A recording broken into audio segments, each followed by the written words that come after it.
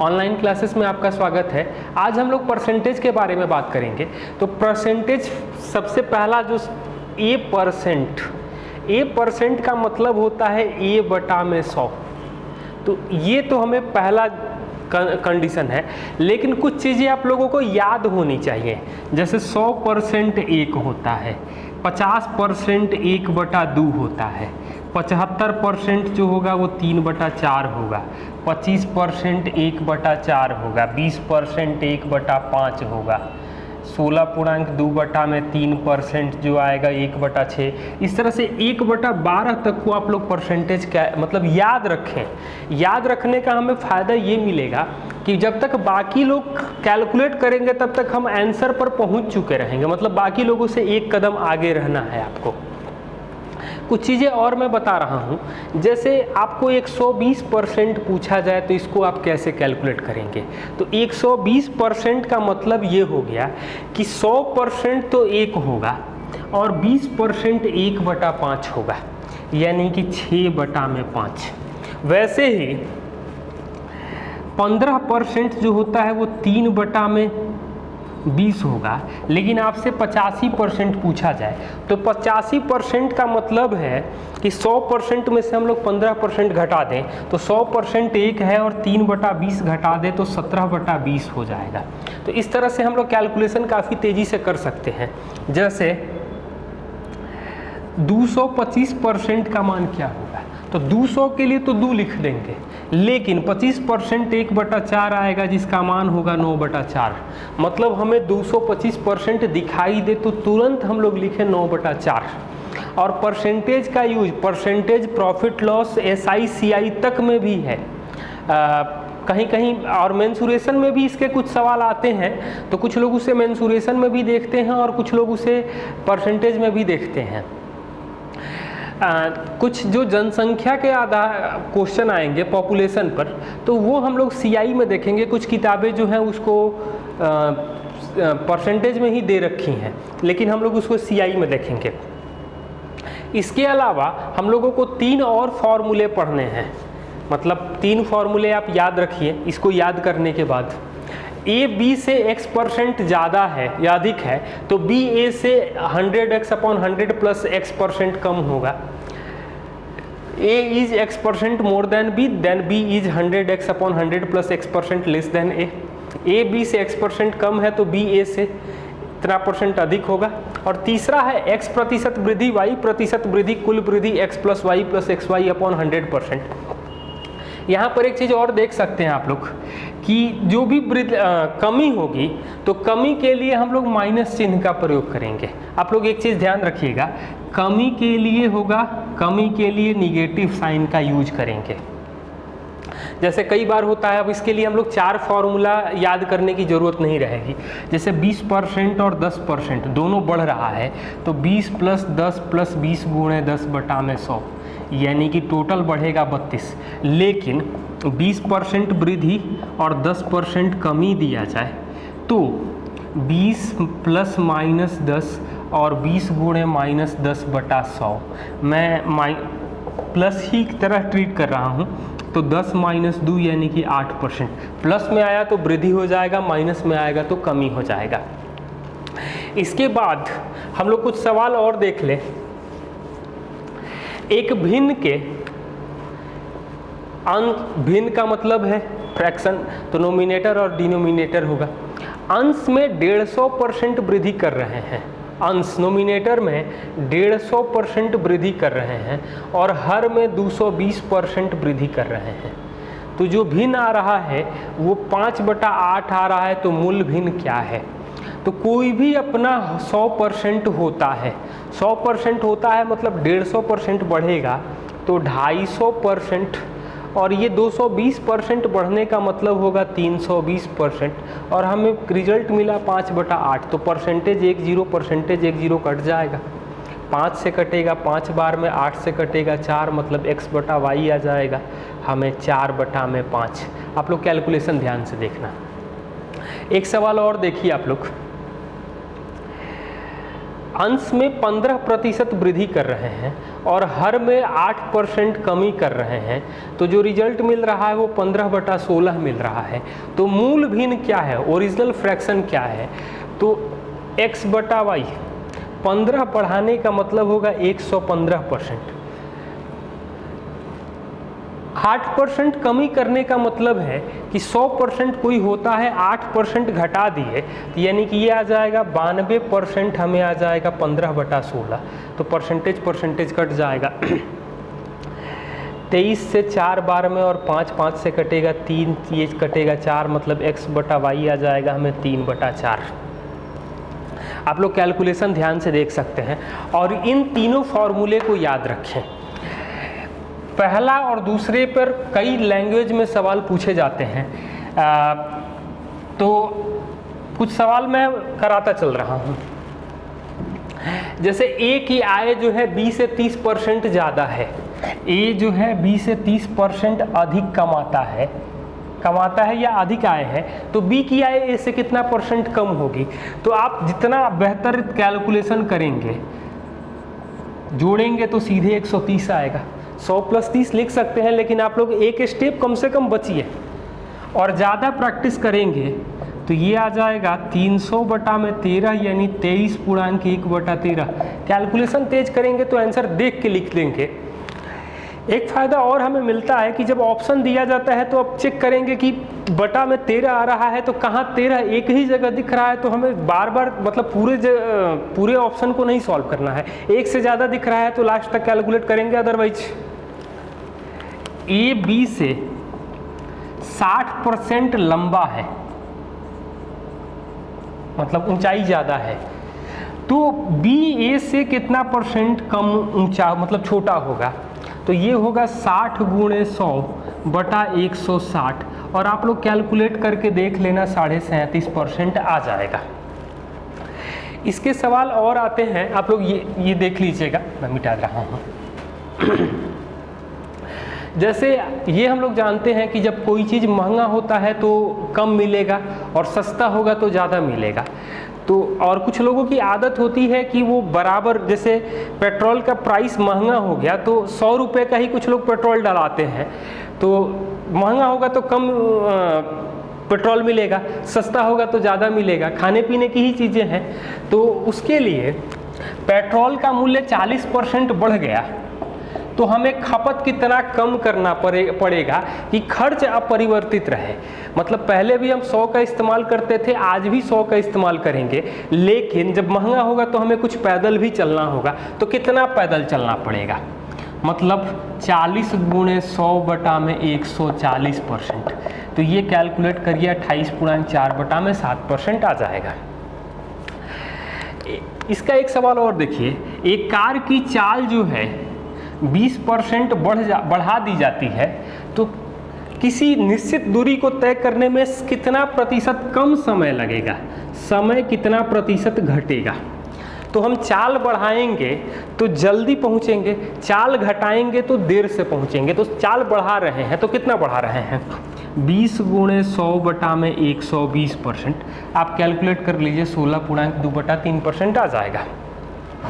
यही एक क्वेश्चन और है कि सिनेमा हॉल का टिकट रेट 20% कम कर दिया गया, सिनेमा हॉल का टिकट रेट 20% कम कर दिया गया, तो कितने प्रतिशत लोग बढ़ जाएं कि आय अपरिवर्तित रहे, मतलब कि सिनेमा हॉल की जो आय होनी चाहिए थी वो बराबर ही हो रही है। तो 20 × 100/100 - 20% और ये 80, 20 से कटेगा 4 यानी कि 25%। तो इस तरीके के बहुत सारे सवाल आते हैं और बहुत सारे लैंग्वेज में सवाल आते हैं। इस तरह के सवाल को हम लोगों को ध्यान से देखना है। आगे हम लोग देखें, तीसरे मतलब पहला और दूसरे पर ये दोनों सवाल होंगे। जैसे आयत की लंबाई 10% बढ़ा दी जाए तो कितना चौड़ाई कम करे कि क्षेत्रफल अपरिवर्तित रहे। तो लंबाई 10 बढ़ा रहे हैं तो 100 × 10/110 लिख सकते हैं। तो इस तरीके के आप लोगों को बहुत सारे सवाल मिलेंगे और जितना ज़्यादा प्रैक्टिस करेंगे, क्योंकि कई बार सेम नंबर पूछा जाता है, तो प्रैक्टिस बेहतर रहेगी तो आपको रिजल्ट सामने मिल जाएगा। अगला सवाल देखें, बिजली के बिल मतलब बिजली का जो रेट है 20% बढ़ गया तो आपने खपत जो है 30% कम कर दिया। मतलब बिजली का रेट बढ़ गया तो हम लोग उसको मतलब टीवी या बाकी जो भी यूज की चीज़ें हैं उसको कम कर रहे हैं, तो हमारे खर्च पर क्या प्रभाव पड़ेगा। तो तीसरे वाले फॉर्मूले से, मतलब यहाँ पर होता है कि ए जो है वो एक्स वाई दोनों के प्रोडक्ट पर इफेक्ट होता है। तो तीसरा वाला फॉर्मूला है 20 बढ़ रहा है 30 घट रहा है तो -30, 20 गुणे -30 बटा में 100%, तो ये मिलेगा हमें -10 -6 यानी कि -16%। एक सवाल और कर सकते हैं, आयत की लंबाई को 30% बढ़ा रहे हैं और चौड़ाई को 20% वृद्धि कर रहे हैं, मतलब लंबाई में और चौड़ाई में, तो क्षेत्रफल में कितना प्रतिशत वृद्धि होगा। तो क्षेत्रफल जो होता है वो लंबाई गुणे चौड़ाई होता है, तो 20 मतलब 30 + 20 + 30 गुणे 20 बटा में 100%, इसका मतलब ये आ जाएगा 56%। तो हम लोग जितना तेज़ी से कैलकुलेट करें, इस सवाल को हम लोग आयत में भी वर्ग में भी देख सकते थे कि वर्ग की भुजा को हम लोग 10% बढ़ाएंगे तो क्षेत्रफल पर क्या प्रभाव पड़ेगा। तो वर्ग की का क्षेत्रफल होता है a², या हम लोग कह सकते हैं कि आयत और वर्ग दोनों में, तो आयत में भुजाएं अलग अलग होती थी, वर्ग में भुजाएं बराबर होती हैं, तो 10-10 2 बार करना होगा।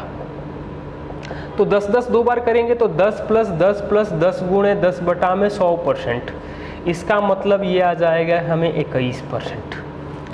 लेकिन यही सवाल आपसे और पूछा जाए,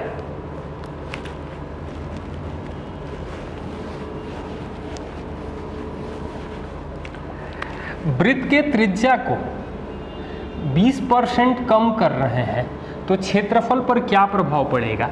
तो वृत्त का क्षेत्रफल का फॉर्मूला होता है πr², पाई तो कांस्टेंट है, बाकी हम लोग वर्ग में a होता था और वृत्त में r होता है, तो इसके लिए हम लोग यूज करेंगे -20 + -20 गुणे -20 बटा 100। अब हम लोग यदि अलग अलग 4 फॉर्मूले देख सकते थे, लेकिन हमारा काम एक से चल जाएगा, तो -40 + 4 यानी कि -36%। तो ये इसका रिजल्ट आ जाएगा। आगे हम लोग सवाल देखें, एक स्कूल में 70% लड़के हैं, 70% लड़के हैं और 756 लड़कियां हैं, तो कुल जनसंख्या स्कूल की क्या है। तो एक चीज़ ये बताइए, 70% लड़के हैं मतलब लड़कियों की संख्या हो जाएगी 30%, तो 30% का वैल्यू दिया गया है 756 और हमसे पूछा जा रहा है वो 100% पूछा जा रहा है। तो दोनों में कॉमन क्या है, मतलब 30 के पहाड़े में 100 तो आएगा नहीं, तो दोनों में कॉमन क्या है 10। 30 में कितना से भाग दें कि 10 आ जाए, तो 3 से, तो इधर 3 से इधर भी भाग देते हैं। 10 में कितना से गुणा करें कि 100 आ जाए, तो इधर भी गुणा कर देंगे। एक सवाल और देख सकते हैं, एक टोकरी में 36% सेव खराब है,